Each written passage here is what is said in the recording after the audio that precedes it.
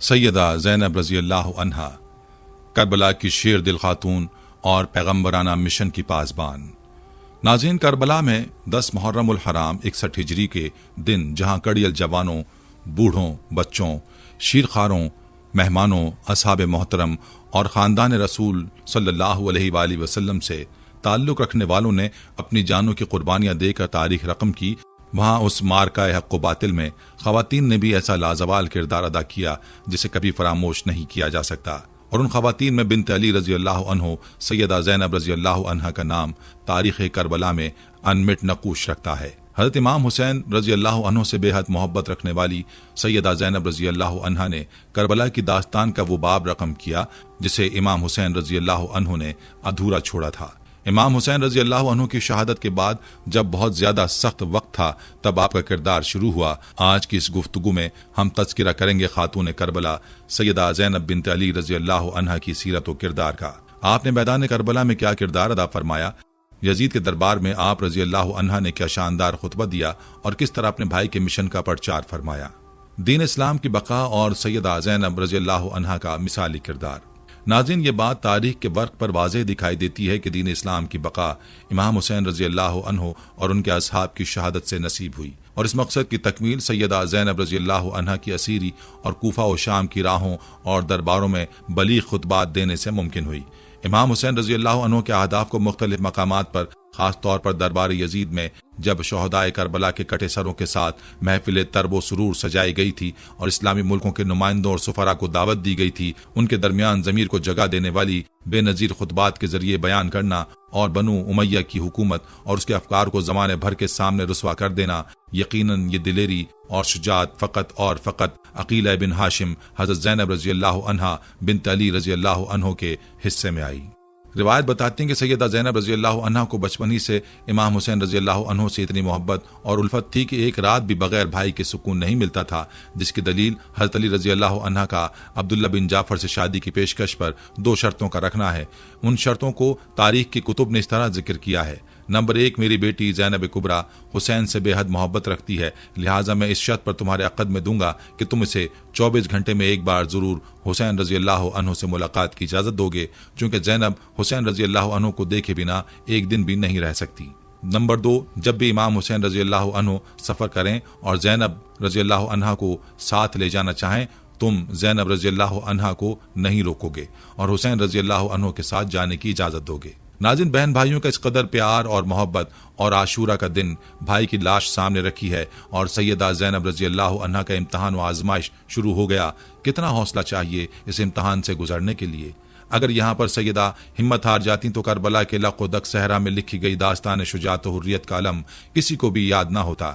یقیناً امام حسین رضی اللہ عنہ اور ان کے جانثار ساتھیوں کی بے مثال قربانیاں رائگاں چلی جاتی اور آج ہر سو یزیدیت کا راج ہوتا۔ دین کی شکل نہ جانے کیسی ہوتی، جو بھی ہوتی وہ محمد رسول اللہ صلی اللہ علیہ وآلہ وسلم کا لایا ہوا دین ہرگز نہ ہوتا۔ ناظرین، تاریخ گواہ ہے کہ سیدہ زینب رضی اللہ عنہا نے اس موقع پر سب سے پہلے مقدرات عصمت اور طہارت، پاک بیبیوں اور شہداء کی بیوگان و بچوں کی ہمت نہیں ٹوٹنے دی، ان کے حوصلے بلند رکھے اور انہیں جلتے خیام اور یزیدیوں کی لوٹ مار سے بچایا۔ اس موقع پر سب سے اہم ترین کام امام زین العابدین رضی اللہ عنہ جو حالت بیماری میں خیمے میں موجود تھے، ان کو شمر کے مظالم سے بچایا اور شمر کے سامنے ڈٹ گئیں اور یہ کہا کہ تمہیں میری لاش سے گزر کر جانا ہوگا۔ اس طرح جلتے خیام سے امام زین العابدین کو اٹھا لائیں اور امامت کے چراغ کو بجھنے نہیں دیا۔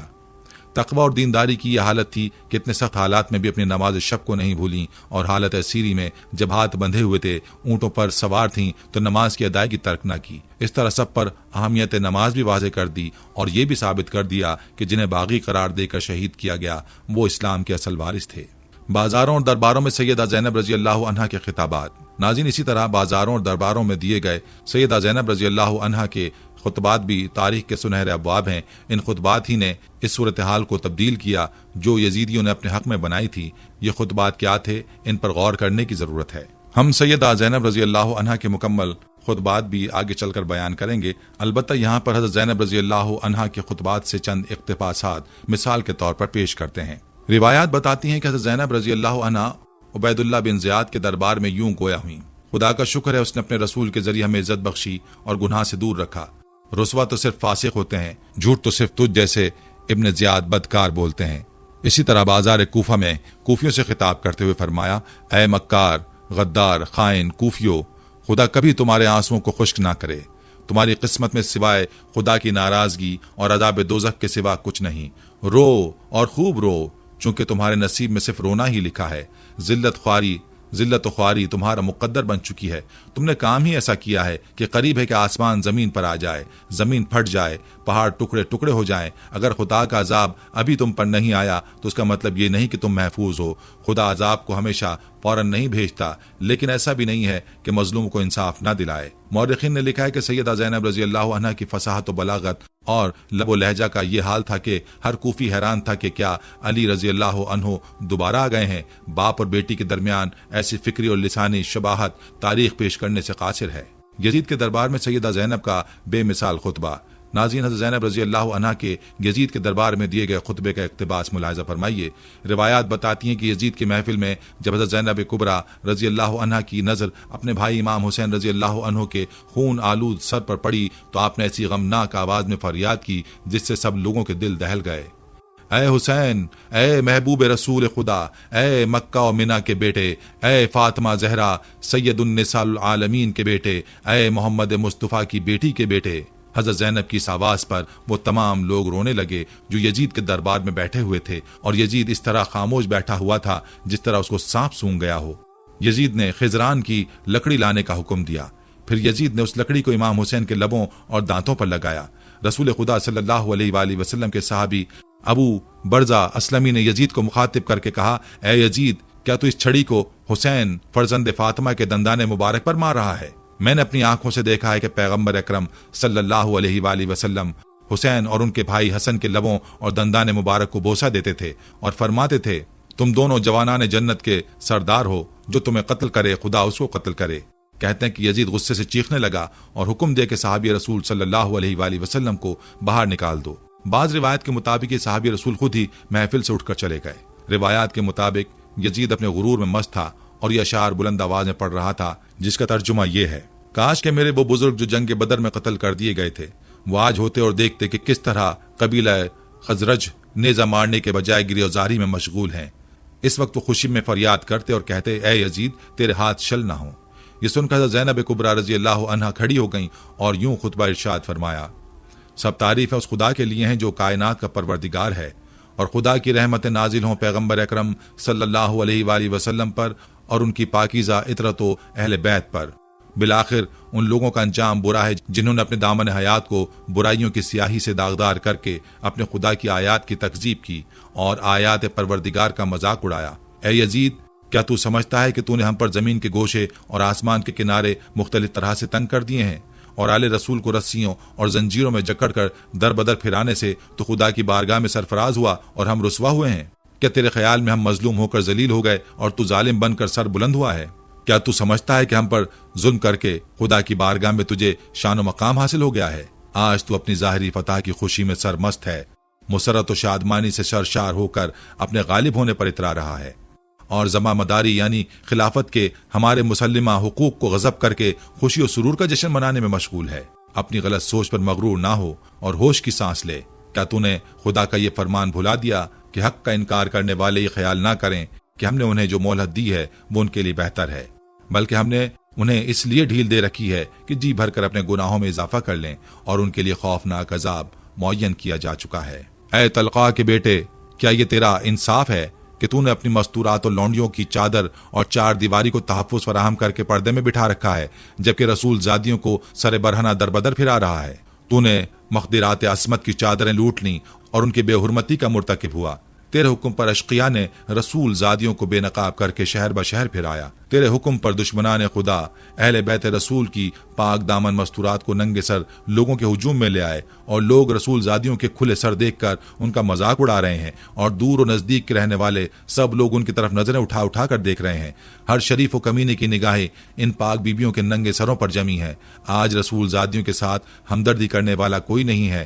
آج ان قیدی مستورات کے ساتھ ان کے مرد موجود نہیں ہیں جو ان کی سرپرستی کریں۔ آج آل محمد کا معین و مددگار کوئی نہیں ہے۔ اے یزید، کیا تجھے شرم نہیں آتی کہ تو اتنے بڑے جرم کا ارتکاب کرنے اور اتنے بڑے گناہ کو انجام دینے کے باوجود فخر و مباحات کرتا ہوا یہ کہہ رہا ہے کہ آج اگر میرے اجداد موجود ہوتے تو ان کے دل باغ باغ ہو جاتے اور مجھے دعائیں دیتے ہوئے کہتے کہ اے یزید تیرے ہاتھ چل نہ ہو، اے یزید کیا تجھے حیا نہیں آتی کہ تو جوانان جنت کے سردار حسین ابن علی کے دندان مبارک پر چھڑی مار کر ان کی بے ادبی کر رہا ہے؟ اے یزید تو کیوں خوش نہ ہو اور فخر و مباحات کے قصیدے نہ پڑھے، کیونکہ تو نے اپنے ظلم و استبداد کے ذریعے فرزند رسول خدا اور عبد المطلب کے خاندانی ستاروں کا خون بہا کر ہمارے دلوں کے زخموں کو گہرا کر دیا ہے اور شجرہ طیبہ کی جڑیں کاٹنے کے گھناؤنے جرم کا مرتکب ہوا ہے۔ تو نے اولاد رسول کے خون میں اپنے ہاتھ رنگین کیے ہیں۔ تو نے عبد المطلب کے خاندان کے ان نوجوانوں کو تحت ایک کیا جن کی عظمت و کردار کے درخشندہ ستارے زمین کے گوشے گوشے کو منور کیے ہوئے ہیں۔ آج تو آل رسول کو قتل کر کے اپنے اسلاف کو پکار کر انہیں اپنی فتح کے گیت سنانے میں منہمک ہے۔ تو سمجھتا ہے کہ وہ تیری آواز سن رہے ہیں؟ جلدی نہ کر، ان قریب تو بھی ان کے ساتھ جا ملے گا اور اس وقت اپنی گفتار و کردار پر پشیمان ہو کر یہ آرزو کرے گا کہ کاش میرے ہاتھ شل ہو جاتے اور میری زبان بولنے سے عاجز ہو جاتی اور میں نے جو کچھ کیا اور کہا اسے باز رہتا۔ اے ہمارے پروردگار، تو ہمارا حق ان ظالموں سے ہمیں دلا دے اور تو ہمارے حق کا بدلہ ان سے لے۔ اے پروردگار، تو ہی ان ستمگروں سے ہمارا انتقام لے، اور اے خدا تو ہی ان پر اپنا غضب نازل فرما، جس نے ہمارے عزیزوں کو خون میں نہلایا اور ہمارے مددگاروں کو تہ و تیغ کر دیا۔ اے یزید، خدا کی قسم، تو نے جو ظلم کیا ہے یہ اپنے ساتھ ظلم کیا ہے۔ تو نے کسی کی نہیں بلکہ اپنی ہی کھال چاک کی ہے اور تو نے کسی کا نہیں بلکہ اپنا ہی گوشت کاٹا ہے۔ تو رسول خدا کے سامنے ایک مجرم کی صورت میں لایا جائے گا اور تجھ سے تیرے اس گھناؤنے جرم کی باز پرس ہوگی کہ تو نے اولاد رسول کا خون ناحق کیوں بہایا اور رسول زادیوں کو کیوں در بدر پھرایا، نیز رسول کے جگر پاروں کے ساتھ ظلم کیوں روا رکھا۔ اے یزید، یاد رکھ کہ خدا آل رسول کا تجھ سے انتقام لے کر ان مظلوموں کا حق انہیں دلائے گا اور انہیں امن و سکون کی نعمت سے مالا مال کر دے گا۔ خدا کا فرمان ہے کہ تم گمان نہ کرو کہ جو لوگ راہ خدا میں مارے گئے وہ مر چکے ہیں، بلکہ وہ ہمیشہ کی زندگی پا گئے اور بارگاہ الہی میں روزی پا رہے ہیں۔ اے یزید، یاد رکھ کہ تو نے جو ظلم آل محمد پر ڈھائے ہیں اس پر رسول خدا عدالت الہی میں تیرے خلاف شکایت کریں گے اور جبریل امین آل رسول کی گواہی دیں گے۔ پھر خدا اپنے عدل و انصاف کے ذریعے تجھے سخت عذاب میں مبتلا کرے گا اور یہی بات تیرے برے انجام کے لیے کافی ہے۔ ان قریب وہ لوگ بھی اپنے انجام کو پہنچیں گے جنہوں نے تیرے لیے ظلم و استبداد کی بنیادیں مضبوط کی اور تیری آمرانہ سلطنت کی بساط بچھا کر تجھے اہل اسلام پر مسلط کر دیا۔ ان لوگوں کو بہت جلد معلوم ہو جائے گا کہ ستمگروں کا انجام برا ہوتا ہے اور کس کے ساتھی ناتوانی کے شکار ہیں۔ اے یزید، یہ گردش ایام اور حوادث روزگار کا اثر ہے کہ مجھے تجھ جیسے بدنہاد برے انسان سے ہم کلام ہونا پڑا اور میں تجھ جیسے ظالم و ستمگر سے گفتگو کر رہی ہوں۔ لیکن یاد رکھ، میری نظر میں تو ایک نہایت پست اور گھٹیا شخص ہے جس سے کلام کرنا بھی شریفوں کی توہین ہے۔ میری اس جرت سخن پر تو مجھے اپنے ظلم کا نشانہ ہی کیوں نہ بنا دے، لیکن میں اسے ایک عظیم امتحان اور آزمائش سمجھتے ہوئے صبر و استقامت اختیار کروں گی اور تیری بد کلامی و بدسلوکی میرے عزم و استقامت پر اثر انداز نہیں ہو سکتی۔ اے یزید، ہماری آنکھیں اشک بار ہیں اور سینوں میں آتش غم کے شعلے بھڑک رہے ہیں۔ افسوس تو اس بات پر ہے کہ شیطان کے ہم نوا اور بدنام لوگوں نے رحمان کے سپاہیوں اور پاک باز لوگوں کو تہ و تیغ کر ڈالا اور ابھی تک اس شیطانی ٹولے کے ہاتھوں سے ہمارے پاک خون کے قطرے ٹپک رہے ہیں۔ ان کے ناپاک دہن ہمارا گوشت چبانے میں مصروف ہیں اور صحرا کے بھیڑیے ان پاک باز شہیدوں کی مظلوم لاشوں کے ارد گرد گھوم رہے ہیں اور جنگل کے نجس درندے ان پاکیزہ جسموں کی بے حرمتی کر رہے ہیں۔ اے یزید، اگر آج تو ہماری مظلومیت پر خوش ہو رہا ہے اور اسے اپنے دل کی تسکین کا باعث سمجھ رہا ہے تو یاد رکھ، جب قیامت کے دن اپنی بد کرداری کی سزا پائے گا تو اس کا برداشت کرنا تیرے بس سے باہر ہوگا۔ خدا عادل ہے اور وہ اپنے بندوں پر ظلم نہیں کرتا۔ ہم اپنی مظلومیت اپنے خدا کے سامنے پیش کرتے ہیں اور ہر حال میں اسی کی عنایات اور عدل و انصاف پر ہمارا بھروسہ ہے۔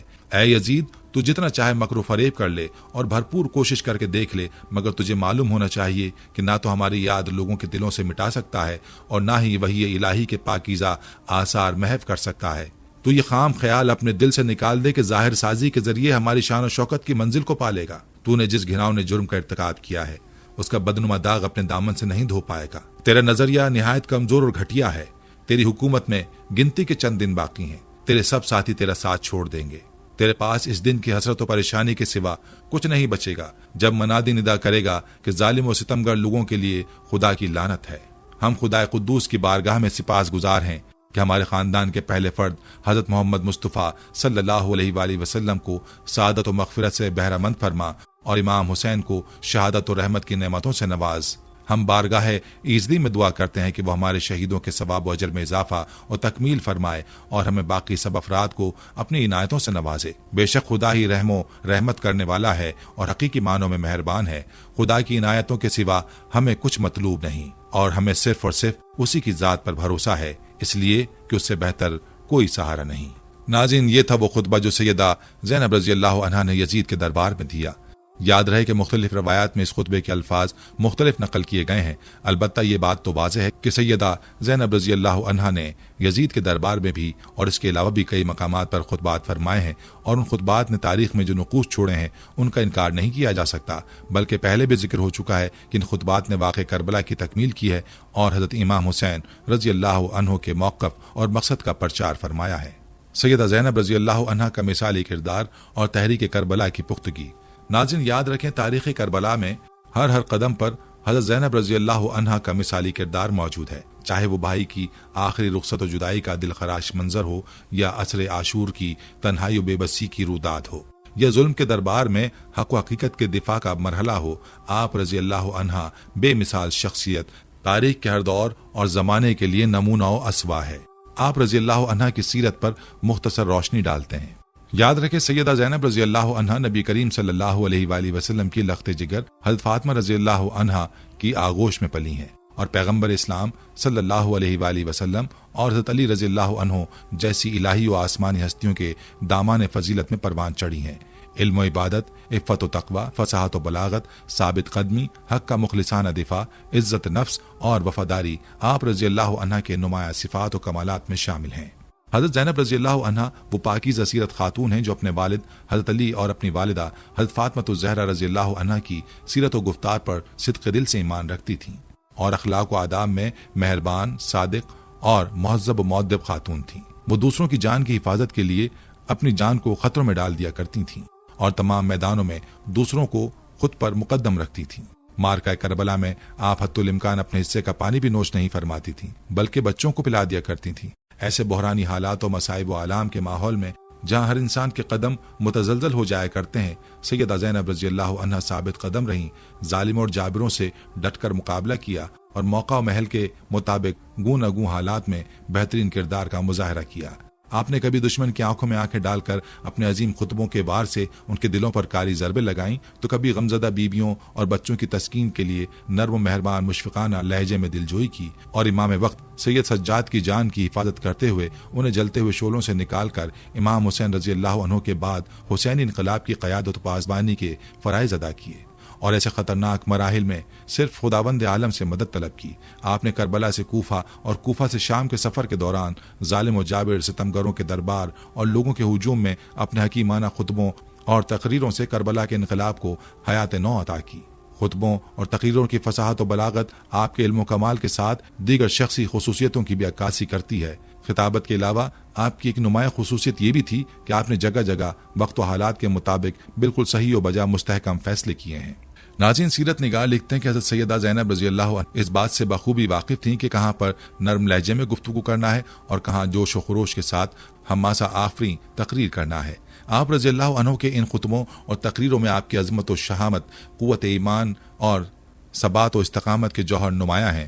ہم پہلے بھی بیان کر چکے ہیں کہ اسیری کے بعد حضرت زینب دیگر اہل حرم کے ساتھ کوفہ و شام کے دربار میں ابن زیاد اور یزید پلید کے سامنے لائی گئیں تو آپ نے بے مثال خطبے پیش کیے۔ یہ خطبے ایسے حالات میں دیے گئے جب اہل بیت یزیدیوں کے زر خرید غلاموں کی قید میں اذیتوں کے سخت دور سے گزر رہے تھے، اور دشمن اپنی پوری طاقت و توانائی صرف کر کے اپنے زوم ناقص میں انہیں معاذ اللہ ذلیل و خوار کرنا چاہتے تھے، لیکن حضرت زینب رضی اللہ عنہا نے اپنی شعلہ بار تقریروں سے ان پر عرصہ حیات تنگ کر دیا اور ان کی نیندیں حرام کر دیں۔ یہ خطبے اور تقریریں اس بات کی عکاسی کرتی ہیں کہ یہ تمام مصائب و آلام حضرت زینب کے پائے ثبات کو متزلزل کرنے میں ناتواں تھے۔ ایسے سخت حالات میں ایک دل شکستہ و غمگین خاتون کے ذریعے دیے گئے عظیم خطبے اور تقریریں مخصوص الہی امداد کے بغیر ممکن نہ تھیں، اور یہ چیز حضرت زینب کی کرامات میں شمار ہوتی ہیں۔ ناظرین، سیرت نگار لکھتے ہیں کہ حضرت زینب رضی اللہ عنہا خوب سیرت تھیں اور خوبصورت بھی۔ جب سن بلوغت کو پہنچی تو بہت سے نوجوان شادی کے خواہش مند تھے، لیکن سیدنا علی المرتضیٰ رضی اللہ عنہ نے ان کے لیے اپنے شہید بھائی اور جنگ موتا کے ہیرو حضرت جعفر طیار رضی اللہ عنہ کے سعادت مند صاحبزادے عبداللہ بن جعفر کو منتخب فرمایا۔ حضرت جعفر کی شہادت کے بعد ان کے بچوں کی تربیت و پرورش حضرت صلی اللہ علیہ وآلہ وسلم نے خود فرمائی تھی اور آپ کی وفات کے بعد یہ ذمہ داری حضرت علی رضی اللہ عنہ نے سنبھالی۔ حضرت عبداللہ رضی اللہ عنہ اپنے والد کی طرح اعلیٰ صفات اور پاکیزہ اخلاق کے مالک تھے۔ حضرت زینب رضی اللہ عنہا کا بچپن فقر و غنا میں گزرا تھا، گھر میں تنگ دستی کا راج تھا، لیکن جب شوہر کے گھر آئیں تو مال و دولت کی فراوانی دیکھی، کیونکہ حضرت عبداللہ کا شمار مدینے کے امیر ترین تاجروں میں ہوتا تھا۔ روایات بتاتی ہیں کہ سیدنا علی المرتضیٰ نے ان کا نکاح مسجد نبوی میں نہایت سادگی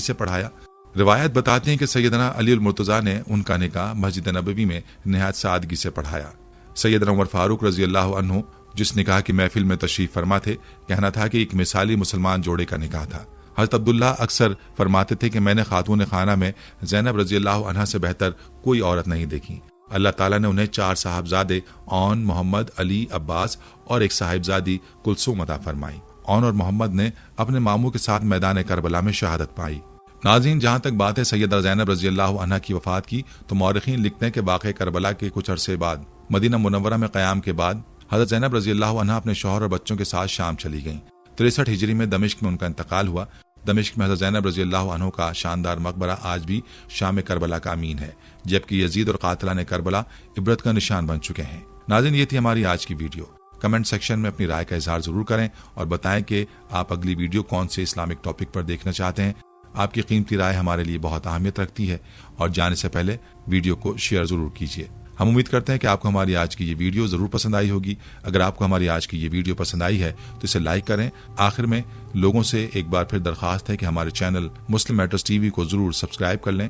جنہوں نے ابھی تک ہمارے چینل کو سبسکرائب نہیں کیا، سبسکرائب کے ساتھ لگی گھنٹی کے بٹن کو بھی ضرور کلک کریں، تاکہ آپ کو ہماری آنے والی مزید معلوماتی ویڈیوز کا نوٹیفیکیشن بر وقت ملتا رہے۔ اللہ تعالیٰ آپ کو اپنے حفظ و امان میں رکھے، آمین۔